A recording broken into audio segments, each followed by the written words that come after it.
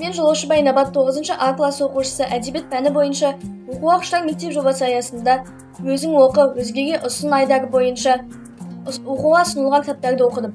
Сол кітаптардың ішінде Тынымбай Нұрмағамбетовтің Анасын сағынған бала шығармасы өте қатты ұнады. Шығарманың басты кейіпкері Есмағамбет 4 жылдан кейін ауылына оралып, немеге атасы Балмағамбеттің үйіне қонақтап тоқтауынан әңгіме бастау алады. Үйде қарсы алғандар, дос, бауыр, ағайын тума бәрі жиналып, отырып, әңгіме дүкен құрып болғаннан кейін жиналған қауым тарай бастайды. Ушудан демалмақ болып, Есмағамбет аула бақшасына шығып оңаша жүргенде, мама туралы ән айтып жатқан кішкентай баланың әсемінін естиді. Бұл Есмағамбет атасымен 4 жасар Сержанның алғашқы кездесуі болады. Есмағамбеттің Алматыдан келгенін естіген Сержанның анасына деген ыстық сағынышы одан бетер күшейе түсті.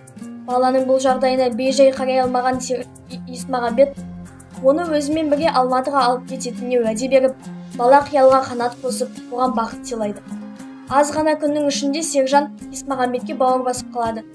Басында тұйықталып, жасқанып жүрген бала қазір атасымен ойнап, тіпті аталарының ішіндегі ең сүйіктісі Есмағамбет екенін ашық айтады. Алайда Сержанның ата-әжесі Есмағамбеттің баланы қалаға алып кетуіне түбегейлі қарсылық танытады.